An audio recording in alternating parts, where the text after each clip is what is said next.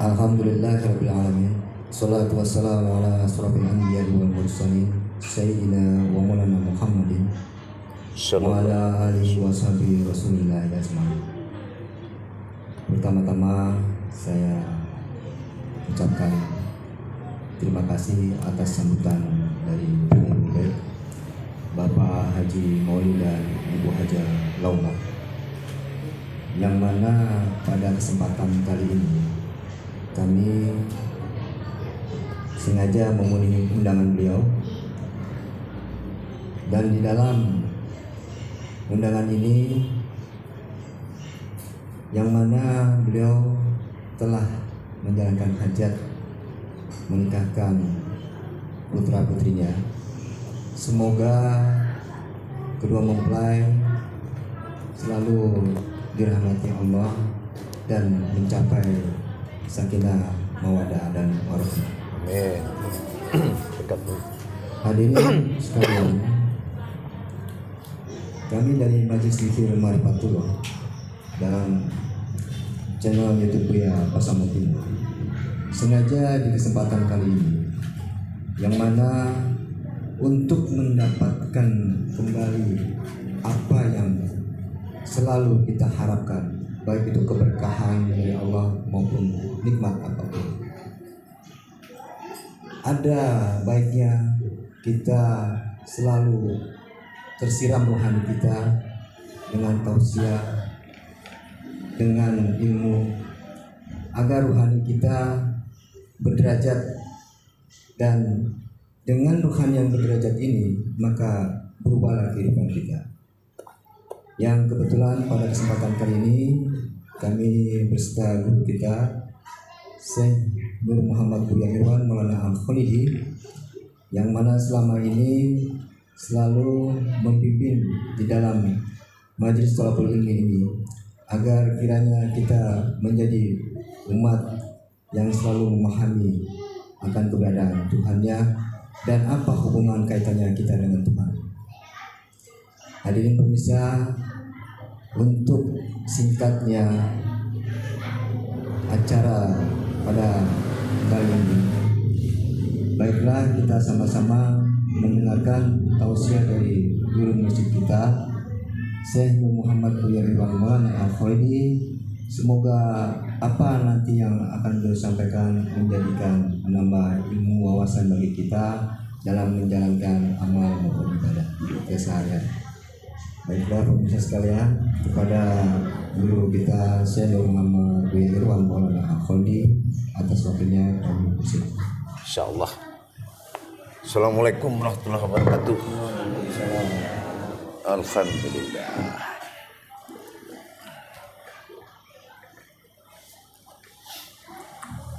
Assalamualaikum warahmatullahi wabarakatuh. Alhamdulillah. Alhamdulillahi rabbil alamin. Assalatu wassalamu ala asrafil anbiya'i wal mursalin Sayyidina wa maulana Muhammadin sallallahu alaihi wasallam. Ashhadu an la ilaha illallahul malikul haqqul mubin wa ashhadu anna Muhammadan abduhu wa rasuluhu was-sadiqul wa'dal amin. Allahumma sholli wa sallim wa barik wa karim azanil nabil karim ihdinil ladzi min jalalika wa innal ladzi fil jalalika wa innahu fil kitabika wa tahirin wal mujahidin amma ba'du.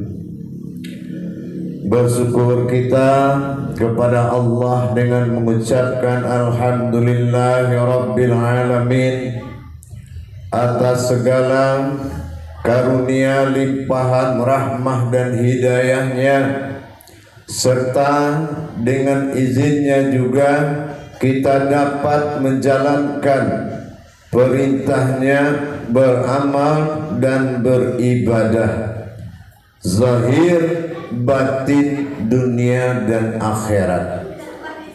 Salah satu telah dilaksanakan oleh Bapak Haji Mauli untuk melaksanakan amal sunnahnya sebagai salah satu pertanda umatnya Muhammad sallallahu alaihi wasallam.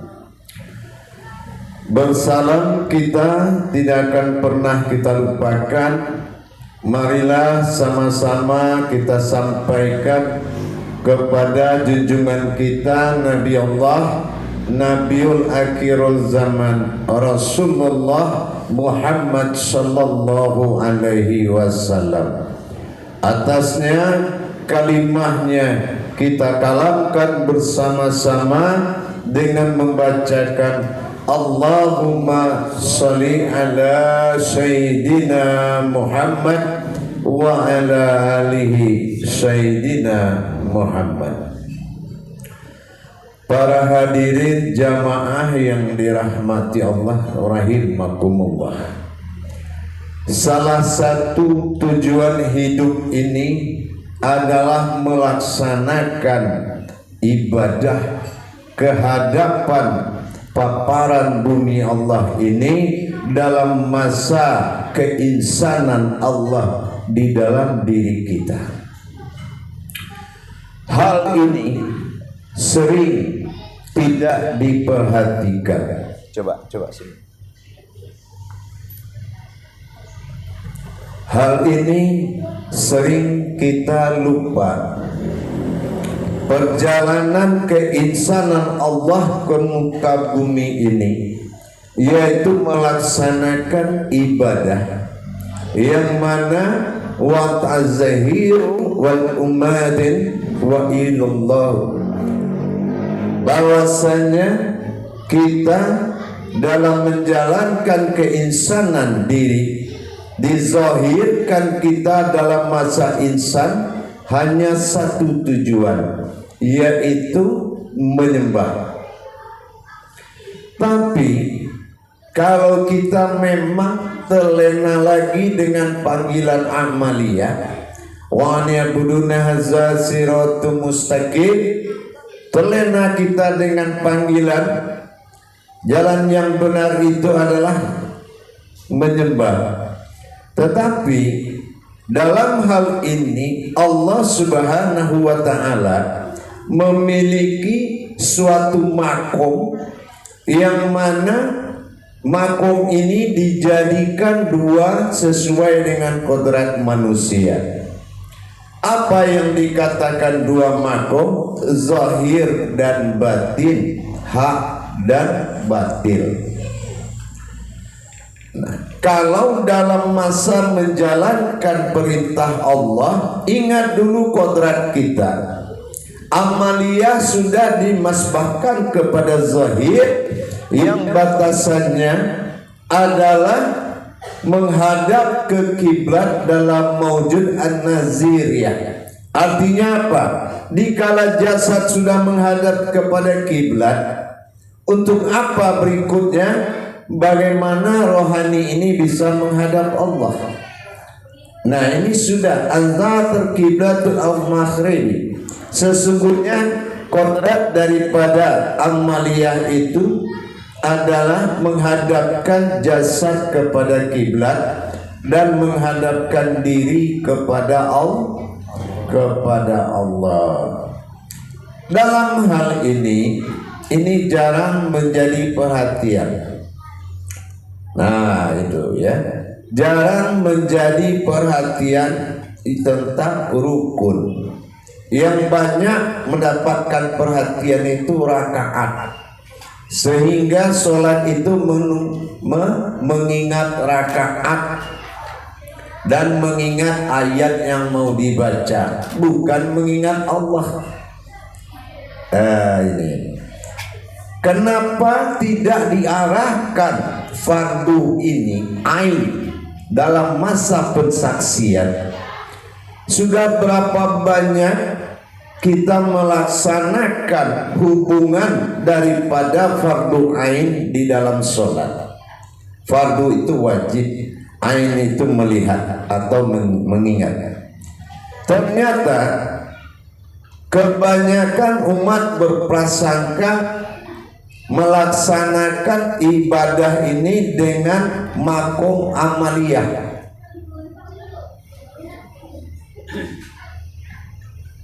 Aduh, betul. Ya.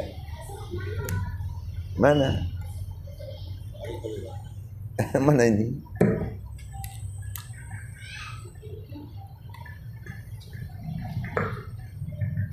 Dalam makom amaliyah, apa itu?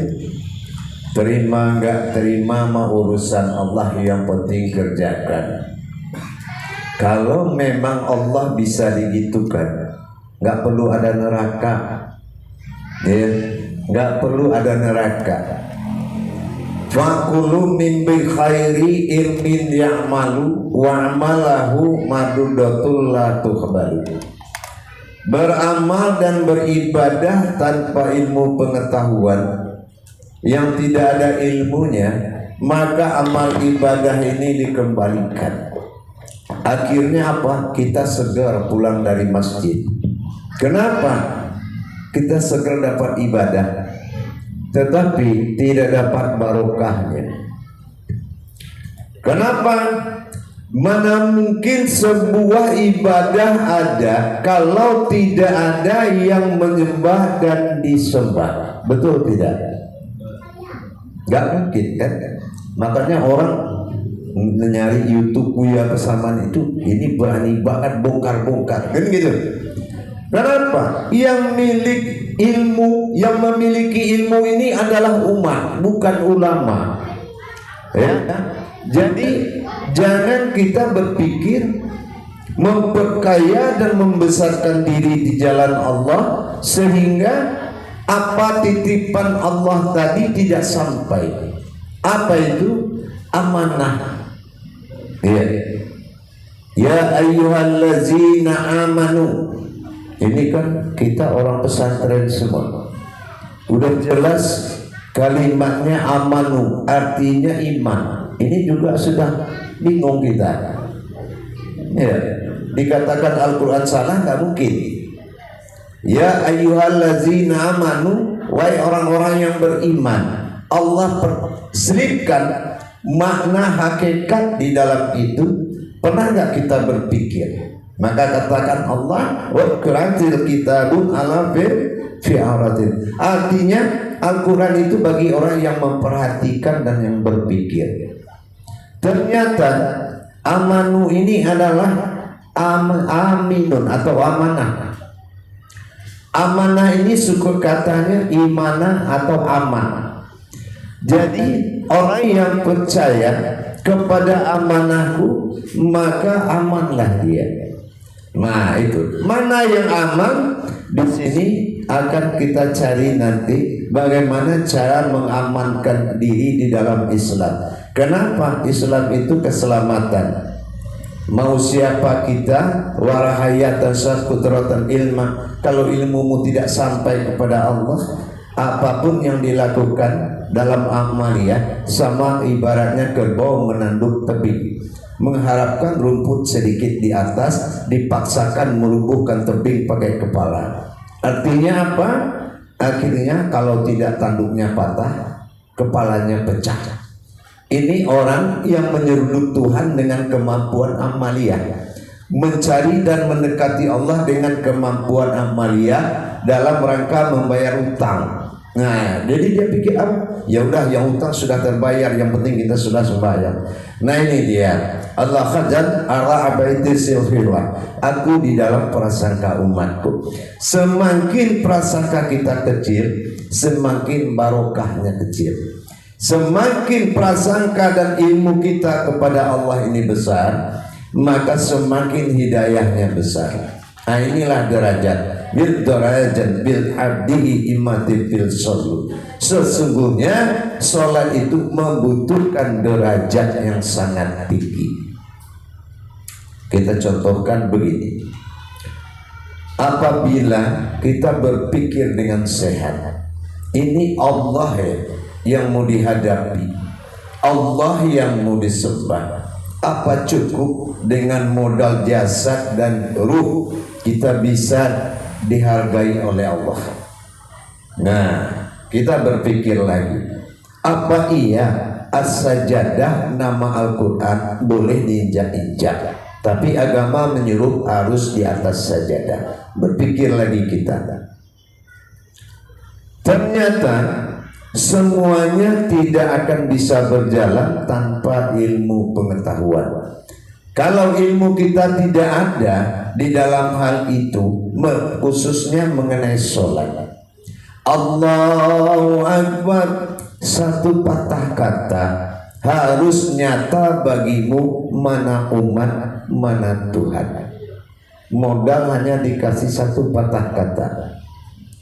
Nah, akhirnya kita berpikir lagi, kalau ini tidak menjadi perhatian kita, kenapa sholat itu 5 waktu, kenapa rakaatnya beda-beda, kok namanya juga nggak ada yang sama, terus kita rasakan 4 di sini, 4 zuhur, 4 asar, kok rasanya sama saja.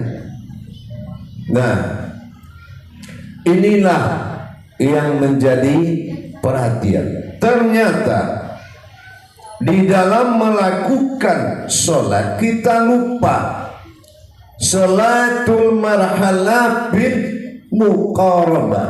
Artinya apa? Sholat itu adalah perbuatan rohani, namanya ibadah. Dan rukun dan rakaat itu salatul mahalat bil jazadiyah. Artinya sifat amaliyah itu adalah perbuatan jasad. Jasad ini mulai ruku, sholat sampai ruku, buka kunci rumah orang dia mau aja Pak, ya mau aja dia. Tapi kita tanya, kenapa kamu 3 kali ngulang ayat ruku itu aja? Ya. Batin dan pandangan tidak bekerja di dalam tujuan Allah. Marhalah sholatul marhalah bil mukassafatullah. Artinya apa? Sholat itu adalah satu wasilah tempat mengadakan pertemuan dengan Allah.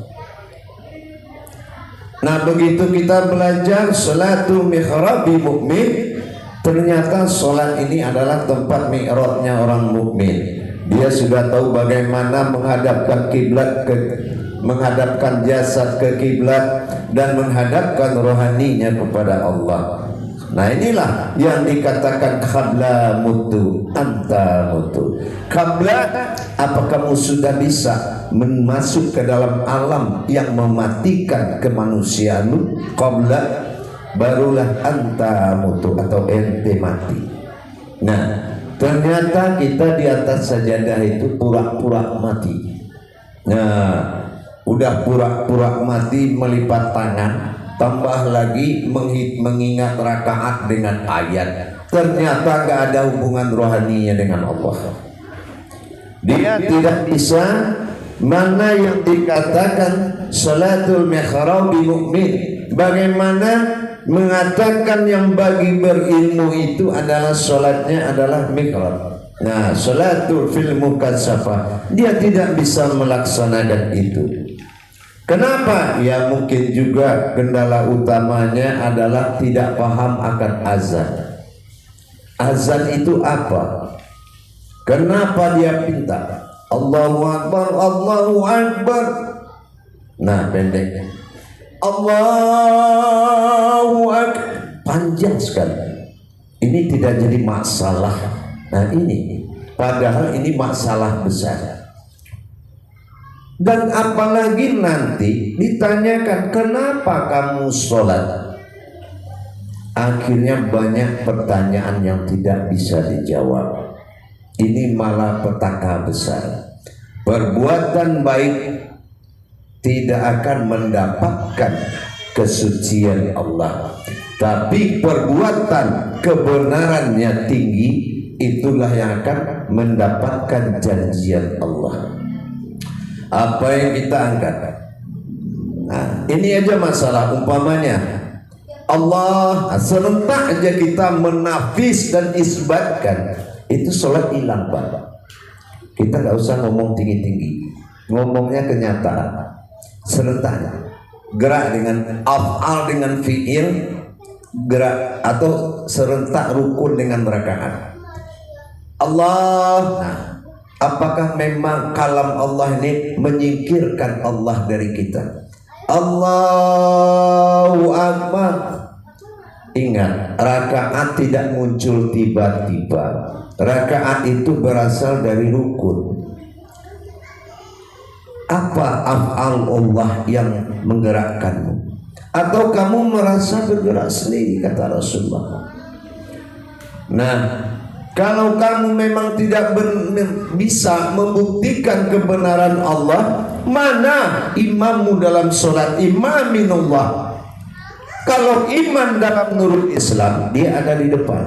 Tidak usah khawatir, sudah ada yang akan memimpin rukun dan rakaat.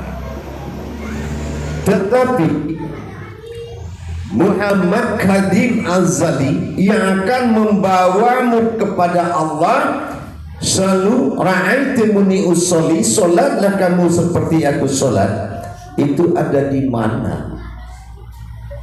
Kenapa iqamatmu tidak menghadirkan Muhammad? Allahu Akbar, Allahu Akbar. Itu pandanganmu kemana?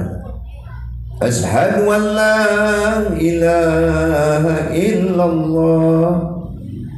Pandangannya kemana? Hayya 'alas shalah. Mana? Hayya 'alas shalah itu mana? Dirikanlah sholat. Kalau sholat dirikan siapa yang berdiri? Nah, inilah penyebabnya kalau seorang imam sholatnya sudah runtuh, jangan disalahkan nasibnya amburadul. Kenapa? Hayya 'alas shalah wa hayya 'alal falah. Nah, perhatikan surat Toha 14. Ada 5 yang wajib kita perhatikan. Innani Allah. Nih, sesungguhnya aku adalah Allah. Nah, ini perkenyataannya sudah enggak? Kita memahami kalau kita sebut asmanya, mana husnanya yang akan perhitungan batin kita. Asmaul husna diawali oleh namaku, diakhiri oleh diriku. Nah, begitu. Nah, setelah itu kita tahu apa yang menjadi wujud sholat ini. Nah, apa yang menjadi wujud sholat? Apakah ia dengan judulnya tadi kita mampu menjalankan perintah amaliyah, yaitu fardu ain. Nah, wajib menyaksikan, ya. Ternyata puncak kebenaran dalam Islam diawali oleh syahadat pada wujud pertama. La ilaha, asyhadu an la ilaha illallah wa asyhadu anna Muhammadar Rasulullah. Ternyata tauhid, tafrid, tajrid. Ini tujuan kedua. Nah, pertama. Yang kedua adalah syahadah ahadah, menyatu langsung menjadi satu. Allahu Akbar, ihram. Apa itu apa itu Rabb? Diri siapa yang mengaku inna sholati wa nusuki wa mahyaya wa mamati lillah. Semua kita anggap bacaan. Ingat, sholat bukan bacaan ayat. Sholat itu adalah qauli. Qauli itu apa? Nah, kita ingat Iqra. Suratul ayatul minal am, suratul ayatul minan nas, suratul minal kitab. Ayat yang turun kepada Alkitab dinamakan qauli. Apa nih? Salat itu ada 4. Fi'li, qauli, qalbi, qori. Nah ini fi'li, perbuatan, qauli.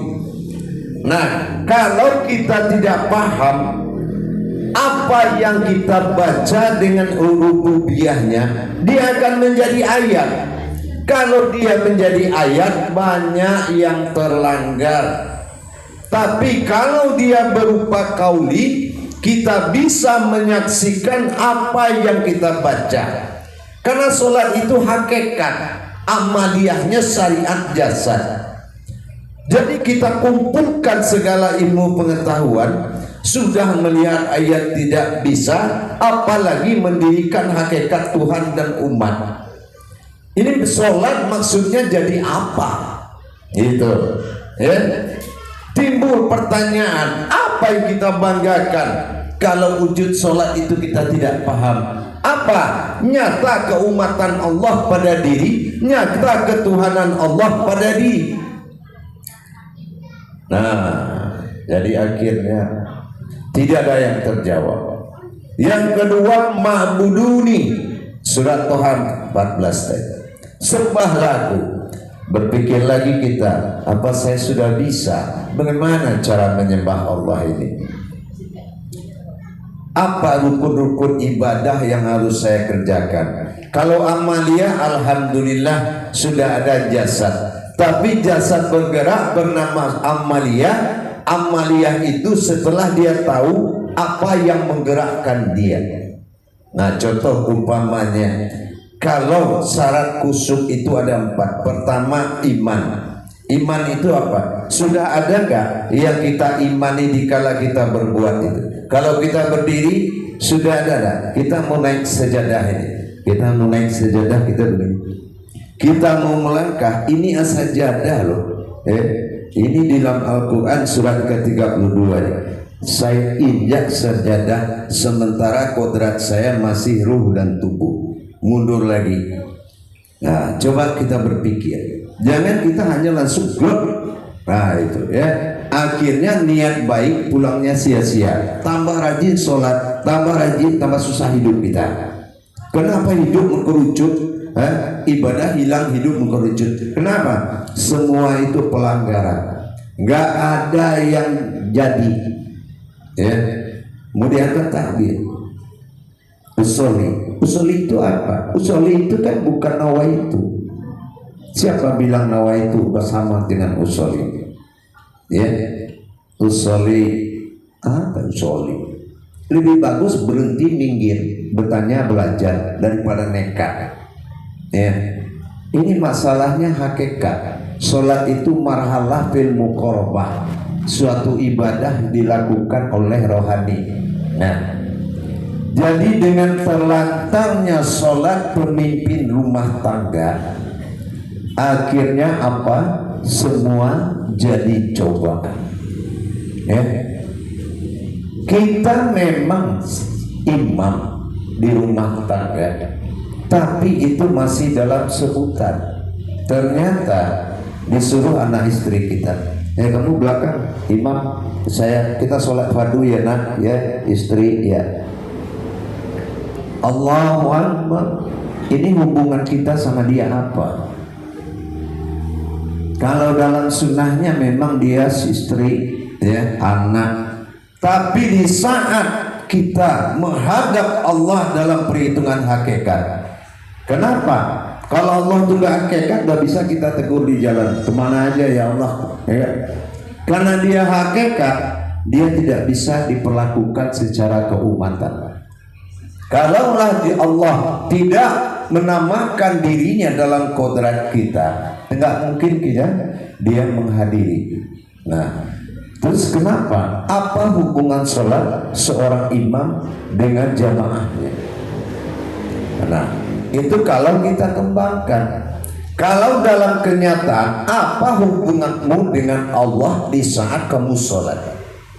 Di mana letak hubungan keumatan? Di mana letak hubungan ketuhananmu? Tunjukkan. Kan gitu. Jangan membaca dalil goib. Dalil goib tahu Pak? Menurut saya begini aja. Itu dalil goib yang tidak diakui oleh Allah. bidahlihi marifatul haq fil ilmi.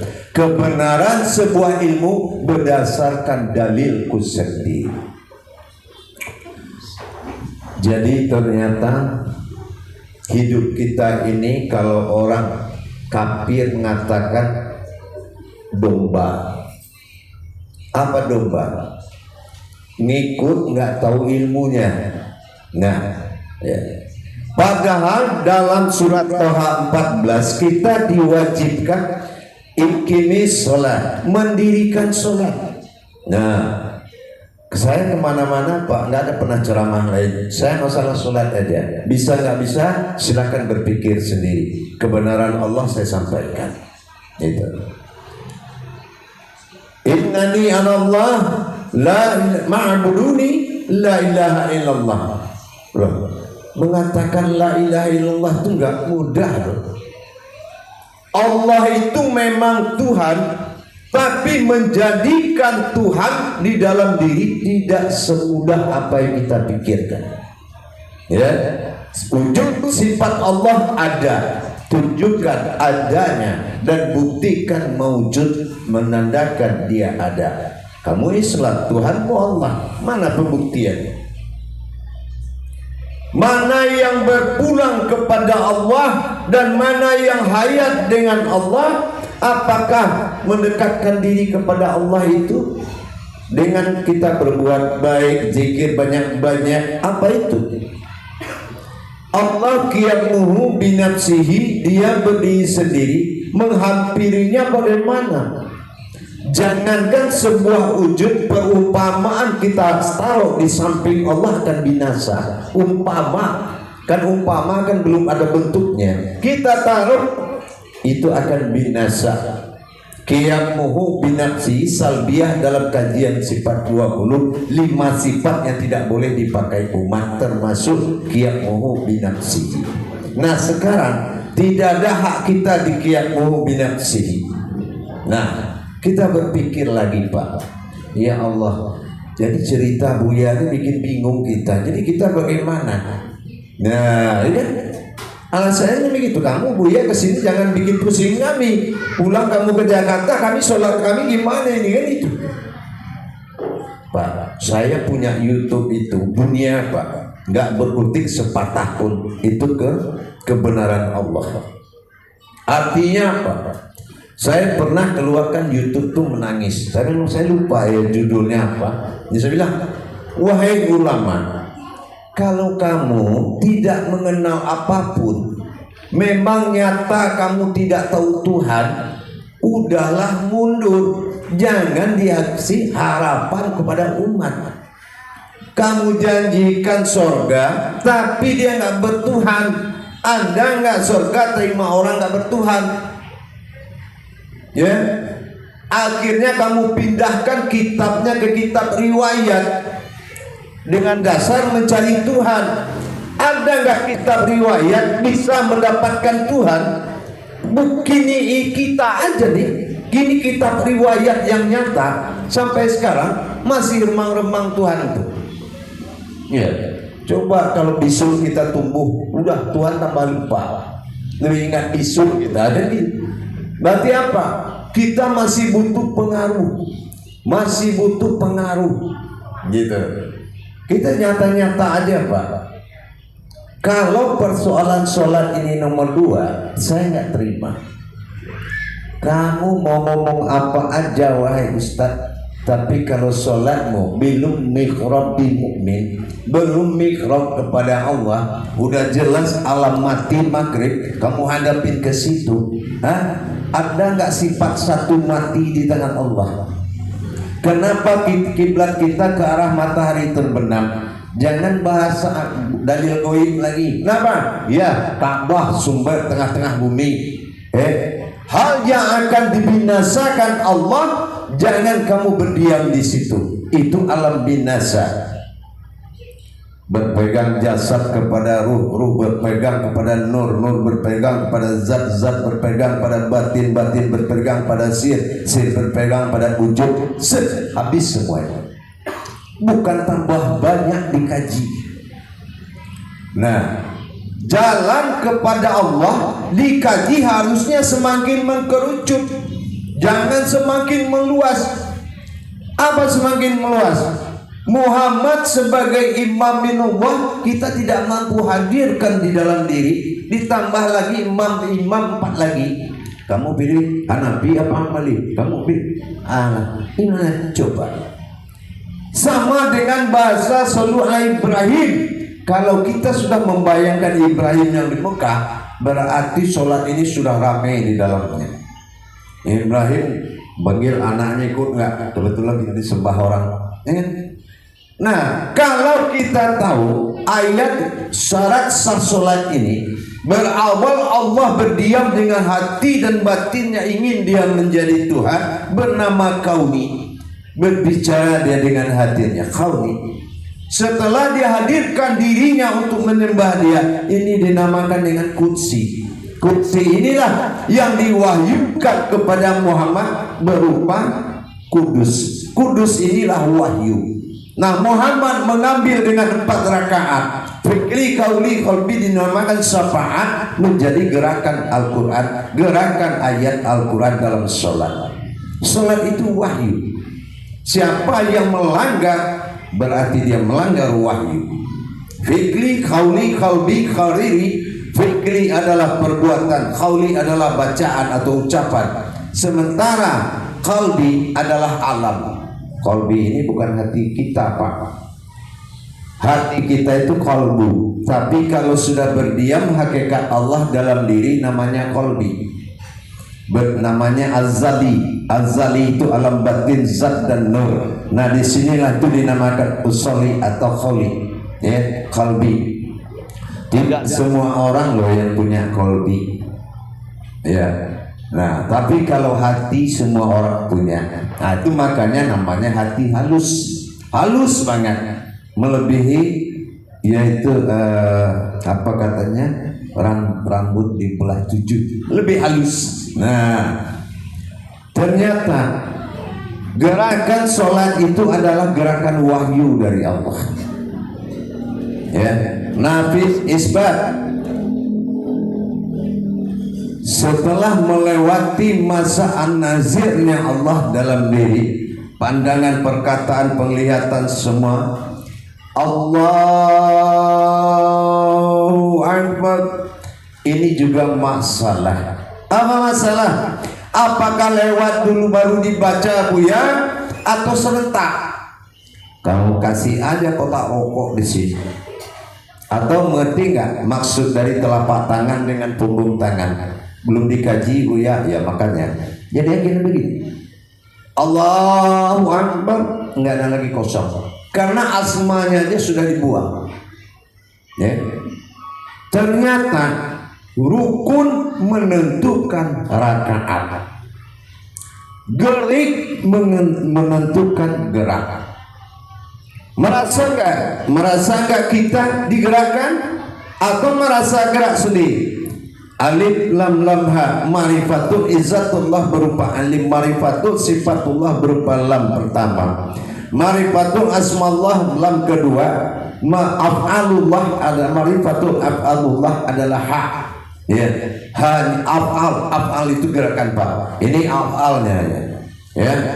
Fi'il itu yang menggerakkan. Ini yang menjadi jasmani rohani. Allah bi zahiru wallah bil batinu. Allah bersifat zahir, Allah bersifat batin, atau zahir batinnya Allah. Kita pilih yang mana? Kita tanya anak taman SD, Cok, sini kau. Apa tuh? Yang zahir namanya apa, Cok? Yang apa yang zahir? Zahir itu kelihatan lah, Pak. Kalau yang batin mana kelihatan, Pak? Batin itu hilang. Oh iyalah. Kita lagi panggil lagi nih kakaknya. Sini kau. Kenapa? Apa beda zahir batin? Karena kakaknya ini pernah belajar agama. Kalau yang zahir itu batin itu, Pak. Tapi kalau yang batin itu hak. Oh begitu ya.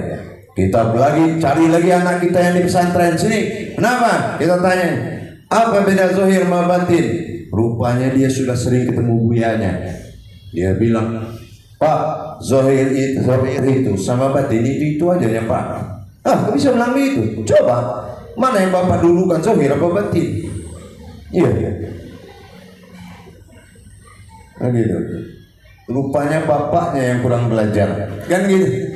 Nah, begitulah, belum ada pengalaman kita di jalan ketuhanan, kita dengan menganggap amaliyah sumber dari segalanya, suluh itu adalah bekal. Akhirnya apa? Di suluh nggak ketemu jalan, di sholat nggak ketemu Tuhan. Kenapa? Tarekat itu kalau tidak bertasawuf, dia akan munafik. Karena tasawuflah yang akan bisa membawa kita memperjalankan diri. Tasawuf kalau dia tidak bertauhid itu namanya kafir sindik. Karena tauhidlah yang menunjukkan Tuhan di mana. Di sini. Kita juga bersolat juga begitu. Yang namanya sholat orang hakikat, sholat tinggi itu mana kita bisa?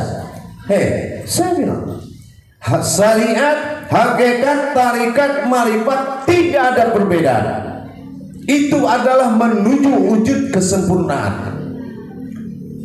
Kalau syariat itu ada, hakikat ada, itu yang digerakkan syariat apa hakikat atau tidak? Coba kalau tidak ada Al-Quran yang mengarahkan atau ulama, itu jasad kenapa tahu dia ngangkat tangan dari mana? Ya, kenapa jasad itu berani angkat tangan Allahu Akbar? Kita tanya, kamu mengaku Allah, manggil Allah, atau melihat Allah atau apa? Nah, akhirnya peraturan dari syariat itu adalah hakikat. Yang diperagakan syariat itu adalah hakikat. Kenapa ini dipisahkan? Pencarian hati dan batin itu tarekat. Wujud yang dicari itu marifat. Nah, jadi bedanya di mana? Bedanya di makom aras gurunya. Apa makom aras gurunya? Mungkin di rukun belajar seorang guru paham, dan menjalankan pelajaran mungkin guru tidak paham. Kita bersihkan nih, ya. Latifatul apa dulu nih? Ya sudah, bersihkan 7. Kita kan tidak tanya kenapa 7. Kita sami'na wa ta'na, jalan aja, kerjakan. Nah, setelah makom ini bersih, terus kita mau ngapain? Harusnya kan sampai kita berpikir. Guru dengan murid perbedaannya sedikit. Murid adalah orang yang belajar, mursyid orang yang mengajar. Nah, gitu. Jadi jamaah, di mana pangkalan kaji? Di sholat kita kena. Kaji nggak tanggung-tanggung, semua marifat dikaji, marifatul sir, marifatul ruh, marifatul qalbi, marifatul sir, udah dikaji. Allahu Akbar, ini nggak bisa. Nah, ini masalah, ya. Nah, jadi gitu, insyaallah. Mudah-mudahan dengan kehadiran sesaat saya di sini, mudah-mudahan menjadi suatu pemikiran untuk bisa kita tingkatkan ibadah kita. Karena tidak ada lagi, Pak, keberhasilan itu adalah terpenuhinya janji kita kepada Allah, salatul marhalah fil mukasyafatullah. Salat itu adalah yang dijanjikan untuk bertemu. Jadi kita tingkatkan, insya Allah mudah-mudahan akan mendapatkan 5 petunjuk besar dari Allah yang akan dipikul berupa hidayah. Adakah itu pertanyaan apanya? Berupa wahyu, ilham, laduni, dan hadam. Itu wajib kita dapati. Insya Allah kalau sudah ibadah berbajukan 5 kodrat wahyu, ilham, laduni, irhas, dan hadam, insya Allah tidak akan sia-sia. Tapi janganlah kamu dapati sholat itu sudah nyata, tapi pikirkanlah sholat itu sebuah kenyataan, bukan sebuah yang nyata. Gitu. Kenyataan siapa? 3 alif di dalam Islam. Berawal diri bernama Tuhan, ilah wahid tunggal dalam sebutan. Berawaludin ma'rifatullah setelah lahirnya zat dan sifat. Kembalinya diri Allah yang bernama Allah, diri Tuhan yang bernama umat, kembali dengan alif, kembali alif, innalillahi. Jadi kalau itu kita sudah bisa memahami perbuatan lillahi ta'ala, illah bersifat Tuhan ta'ala, bersifat wujud kebesaran, maka pertemukanlah mereka dalam pensaksian sholat kita. Insya Allah ibadah itu adalah wajib menyaksikan, seperti apa juga yang dikatakan oleh syahadat. Tauhid nyata berhubungan, tafrid nyata merasakan, dan tajrid nyata mengalami. Dan inilah tugas kita mencapai titik ihram dalam sholat, yaitu syahadat, syahadah, ahadah, menyatu langsung menjadi satu. Ihram, Nah ini kita harus tahu tajalli Allah pada diri, mana yang jatuh ke sifat daripada zat rohani awal Muhammad jadi.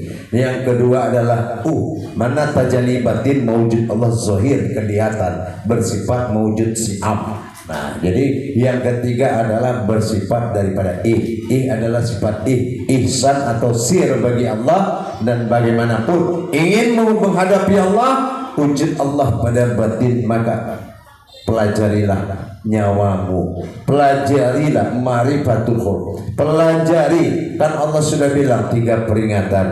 Apa pertama? Muqarabatun fil ruhi, waspadailah tentang dirimu. Muqarabatun fil qalbi, waspadailah apa hati itu. Yang ketiga ma'rifatul fisiri, waspadailah kalau wujud rahasia itu ada dalam dirimu. Jadi itulah jamaah, mari kita